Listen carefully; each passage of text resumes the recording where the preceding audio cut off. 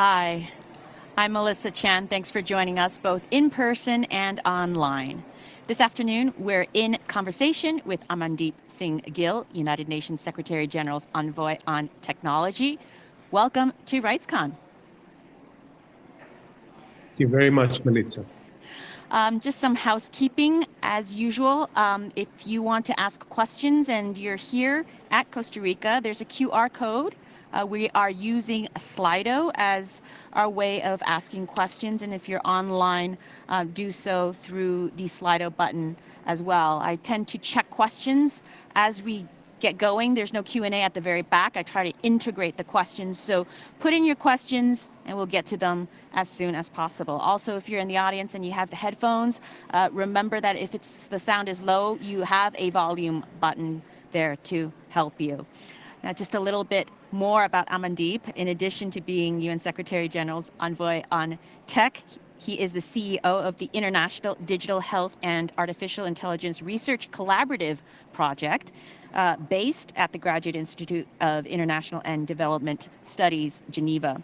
And he has also in the past worked on regulating artificial intelligence in lethal autonomous weapons systems in 2017 and 2018. I might have actually been in one of those Geneva meetings as a reporter, watching what he was doing. And in addition, he was India's ambassador to the Conference on Disarmament in Geneva. So thank you very much once again. I want to just start off with a scene setter.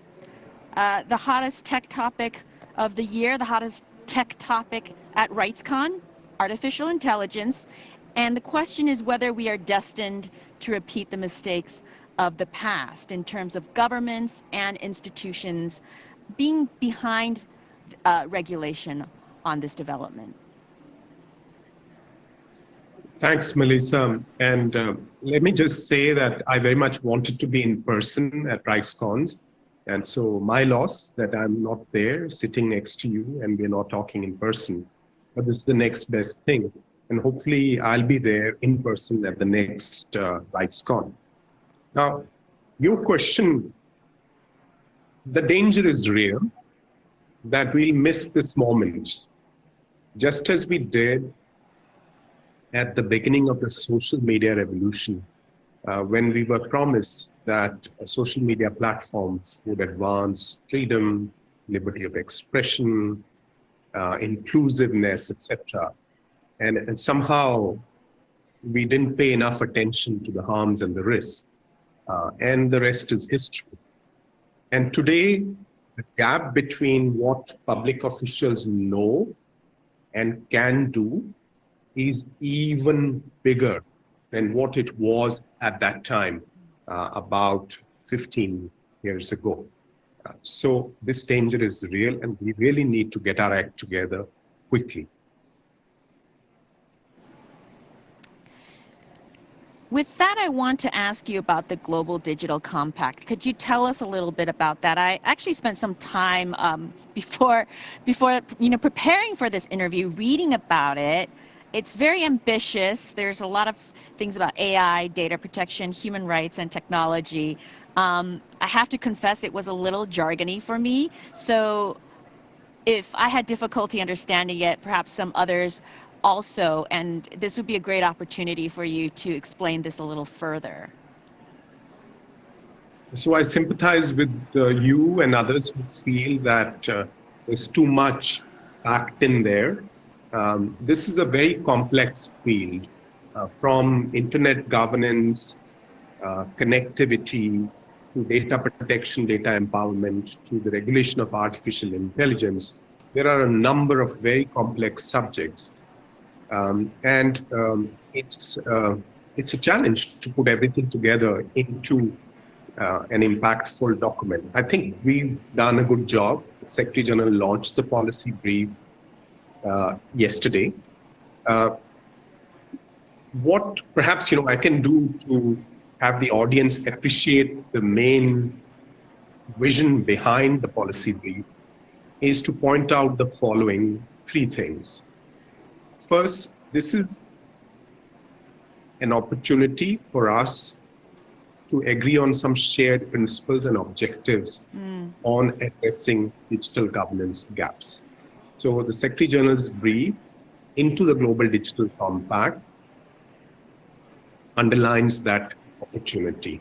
We have 1 year plus to get there. So we have time, but we need to work hard since the subject is complex to get to that common vision, shared framework, so that across the globe, we have a shared vision of how to move forward towards a human-centric digital future. Second, principles are not enough. A vision, shared vision is not enough. We have to have actions, and those actions have to be married to accountability. So whether it's governments or the private sector, they need to be accountable for implementing the Global Digital Compact. So there's an emphasis in the Secretary General's ideas on the Global Digital Compact, on those practical actions, on enhancing accountability of both governments and the private sector. And finally, we need to have more of a regular follow-up, a regular review of how we are doing on these issues, particularly in the light of the fast movement on technologies like generative AI. Right. It's not enough for us to meet every 5 years at the meetings of the World Summit on Information Society, or to meet in other forums which are kind of distributed across different platforms. We need something that can bring these different threads together and enhance the learning, the sharing of best practices, the sharing of lessons learned across borders and across different digital sectors. So essentially, those are the foundations of the Global Digital Compact. Got it. And the eight subjects are familiar to your audience, from human rights online to internet fragmentation, to governance of AI, to addressing online harm, etc. You talk about a shared vision, but even within countries, people are debating about the vision. I don't think China and Russia and the United States have, I find it really hard to believe a world where they would have alignment on the guardrails they want to put in place for AI, for example. You talk about action and accountability. Let's not even look at China, let's look at the United States and the accountability of these tech companies.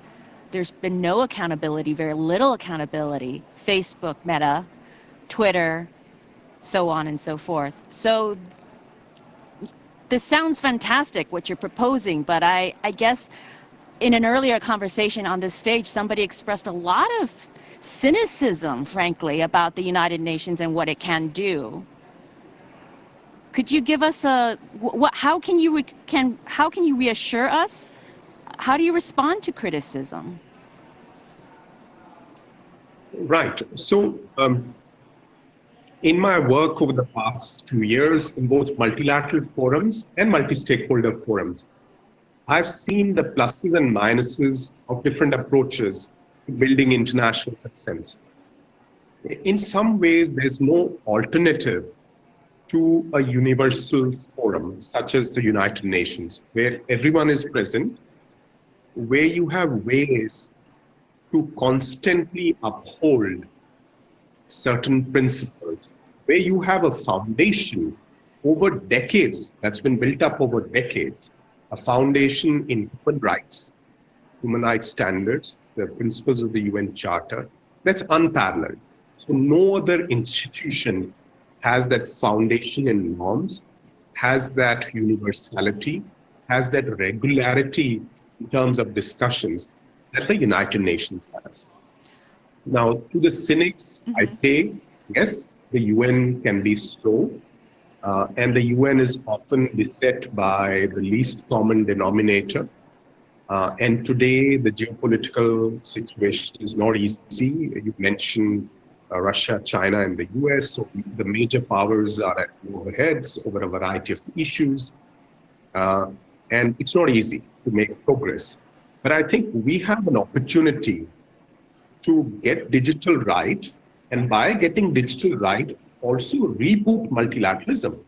Because we need multilateralism not only for digital, but for addressing our climate change challenges and many other challenges. So if we can somehow, and I see a window of opportunity, call me an optimist, but I see a window of opportunity, a once in a generation opportunity next year to come together and craft something that's positive, that's based in our shared human values, and that has a chance of being implemented just not just in a few countries, but in most of the globe, especially the 150 odd countries who do not have the high-tech sectors that a handful of countries have.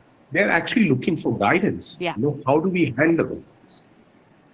And so where do you see leadership on this? Is it the EU? Because the EU has been more skeptical of technological developments than, say, the United States. Are you seeing positive developments from them, and that is where you're focusing or reaching out for leadership on? I see the opportunity for leadership in all groups. The EU certainly has put human rights, human dignity, human agency front and center in its policies. It is approaching innovation as well as governance in a balanced way, I think, through the slew of legislative initiatives that are on the table. But I see leadership also in other countries. For example, the Global South. In many countries, you have seen the use of digital public infrastructure, digital public goods, to bring large numbers of the population into the financial mainstream, women, entrepreneurs, and others. So taking a comprehensive view of human rights, including social, economic, and cultural rights, you see other leaders emerging. And smaller states, the digital pioneers from Estonia, Ukraine with its DIA app, and many other countries, Rwanda, Cape Verde, they are moving forward with some good examples that we need to curate, we need to share, and use to guide. Sorry, there's a little bit of a lag, so it's always hard when it's a video conferencing in. I'm sorry to interrupt you. I mean, you mentioned Ukraine, and I had this as something listed for if we had time, but since it's come up, you've worked on trying to regulate lethal autonomous weapons, very hard toil on that front, and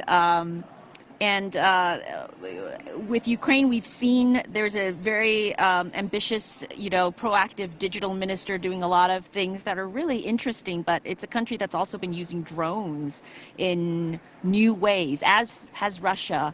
And precisely because of your background trying to negotiate in Geneva with lethal autonomous weapons, drones, killer robots, however you want to call it, I'm curious about your thoughts on that. I'm not entirely sure if it falls under the Global Digital Compact a little bit in terms of overlap, but we are talking about new technology, the combination of drones and artificial intelligence, and would love your thoughts on what the Ukrainians are doing and the Russians are doing. Yeah, no, you're right. This is not exactly a topic for the Global Digital Compact. Some of these themes will be covered in the new agenda for peace discussion. Let me just say that the Secretary General has been very clear that technology cannot be allowed to take life and death decisions.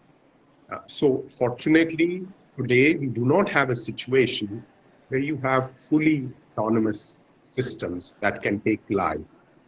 There is a human element, and although I'm worried that the human element is getting more and more obscured, and it will have consequences in terms of our human values as well.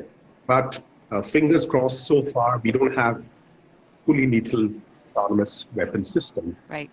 So those pose challenges for international humanitarian law, the distinction between civilians and combatants, proportionality, and other principles, and also international human rights law, what it means to be human, who's allowed to take life. And these are issues that will also come up on the health side, for instance. What systems you allow that can override human supervision in terms of a terminally ill patient, for instance. So we need to have clear rules in place maybe some prohibitions, and the Secretary General has been very clear about a prohibition on these autonomous weapons taking lives, and other areas where we can take more risk-based approaches married with human rights-based approach. And on that note, there's been a few questions that's come in. I want to bring this in because I suspect this conversation could go on a fair bit on spyware. How has regulation of spyware changed in the past few years? And I wonder what is happening under the auspices of the UN in that sense. This is a very tricky area. So far, the regulation that has happened has been through export control frameworks, either national or small group export control arrangements, where such sophisticated software is regulated as dual-use technologies in certain groups of countries. But we've not seen, except in discussions on the human rights implication in specific cases, calls for regulation of these at an international basis, on an international basis. So what I would suggest is that if we can get the human rights accountability of private sector for the products and services that they put online, so the harm that those products may cause, if the accountability can be sharpened, that is the way to get at not only this, but many other products that may have implications for human rights. So this is something that we need to have a discussion on next year when the negotiations happen. The Secretary General has put some ideas on the table in terms of sharpening accountability. One is a human rights advisory body to be steered by the Office of the High Commissioner on Human Rights, my friend and colleague Volker Turk, and across the UN system, we can work together to put in place this kind of a mechanism that builds on the foundation of the business and human rights work over the years that the OHCHR has led in Geneva. Got it. There are a few questions about the Global Digital Compact. Why are you creating a digital cooperation forum to follow the development and implementation of the GDC if the IGF can do that and is even doing it right now? And I'll have to ask you to explain the acronym for IGF. I apologize. No problem. So that's the Internet Governance Forum, Got it. a multi-stakeholder forum that was created in 2005, and the Secretary General was asked to put it together. This is a forum that meets regularly every year. Last meeting was in Addis Ababa. Next meeting is in Kyoto in Japan. It's a very important multi-stakeholder forum where civil society is very active. It doesn't have decision-making power, so it's a discussion forum, an important discussion forum. And there is a reason why the governance of the internet has been somehow protected from more intergovernmental type of considerations. Now, that's to keep the internet apolitical, not run by governments, in a sense. And that has important considerations and implications today. And so the question is, why isn't the Digital Cooperation Forum under the auspices of the IGF? So that's my answer. Right. That's my answer. You do not want to burden the IGF with policy issues, which will take it in the direction of intergovernmental forums and considerations, which will significantly mutate its mandate, will have implications in the long run for how the internet might be run. So I want to be cautious there. Essentially, what's the Digital Cooperation Forum? It is not a new, in a sense, I mean, it's not meant to duplicate anything. The IGF will have its own role. It will continue to have its own role. It is meant to bring together these various threads of discussions so that we have a more regular, less siloed look at how we are doing on digital cooperation. It's not meant to dictate to governments and businesses who sign up to the Global Digital Compact how to implement it, but it is supposed to uphold accountability and transparency. And most importantly, it is meant to be done in a tripartite fashion. So for the first time, the Secretary General has proposed in his policy brief a steering committee for this kind of a forum that would have representatives from governments, from civil society, and from businesses. So civil society has an opportunity, in fact, to up its participation in some of the policy discussions that it has not been part of so far. And we have an opportunity to drive aligned action and bring all stakeholders together in a global framework. There is an adjacent question to this, which is why is the UN changing to a multilateral government-to-government approach for the implementation of the GDC and not the multi-stakeholderism we are currently doing right now? That's not correct. Okay. So as I said, the GDC, in our view so far, there's a process that's underway, so it's to be adopted next year. I mean, the Secretary General is very clear on it, that it should be open for adoption by both governments and other stakeholders. They should all be able to sign up and say, we will take this forward.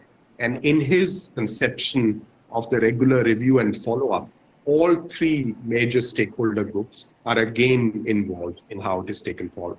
So it's multi-stakeholder by design and in terms of implementation. The negotiations, of course, that's the nature of the beast today. We have a system, intergovernmental system, so negotiations on things that have some kind of an impact in terms of not just legal impact, but semi-legal in a sense, soft norm type of an impact.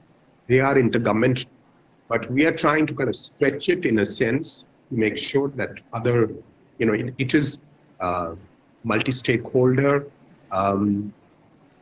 in a sense, in terms of not just consultations, inputs into it, but also how it is shaped and how it is run. Great. For this remaining section of our conversation, I want to actually pull back a little bit and ask you about, a lot of the focus these days is on AI. It's the hot topic. It's the start of the conversation. But some of the people I've spoken with at RightsCon just in the last day or so have said that, so much of the focus is on AI, but we've got these other problems, these old problems. There's still problems, and we want to make sure people don't forget about it. For example, social media. Could you talk a little bit about that in terms of what should be done, where you see progress? Yes, and in many ways, the old problems and the new problems are similar.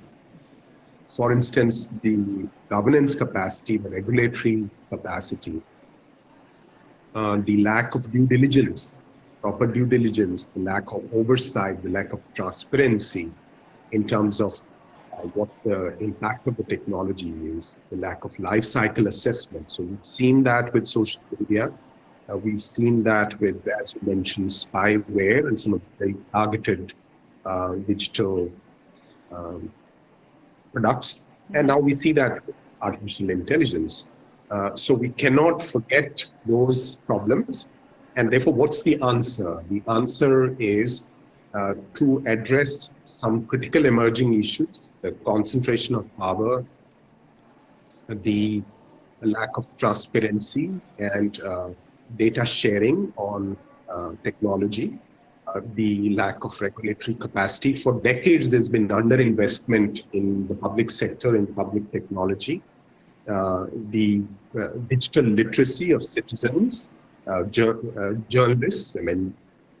I dare say old-fashioned journalism needs much more investment if we are to be able to handle, what some people are saying, 500,000 synthetic media pieces this year itself, thanks to generative AI. So we have to handle misleading and harmful content, whether it's coming on old social media platforms or new tools based on large language models. We need to build up that literacy, that capacity. And above all, I would say, that this really trumps everything else. We need to connect governance across the globe. We've long focused on connectivity for everyone. That's important. My colleague Doreen would tell you we have 2.7 billion people who are still offline, and we need to do much better on this, and we are addressing that. But I think we need to connect the governance efforts. You mentioned the European Union, the US, the big countries in the global south. Make sure that there are no gaps in governance and that these technologies don't move off to areas where Great. there is rules. For my last question, I want to ask you, circle back to where we started, which is artificial intelligence. About like the one line, sort of doomsday warning that many scientists and engineers have signed on to about how dangerous artificial intelligence is. I wonder where you stand on that as someone who has looked and worked on all this different technology that could go wrong, right? The killer robots and so on.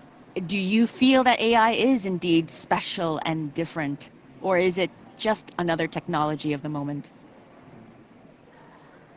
I don't think we should consider AI as special, but it is a very powerful technology. And it's a powerful technology in the sense it hacks human culture, hacks language, the way we communicate, the way we understand, the way we influence each other. And these large language models are showing us that. So the risk comes from, the immediate danger comes from how we humans use this technology. And sorry about the New York music behind us. That's okay. So it's not killer robots who are likely to in the near future and cause us irreparable harm as human civilization, but it's us humans using this technology in unregulated, stupid ways to create mass delusion, to trifle with things, because it's coming from places where people don't have a full understanding of the impact.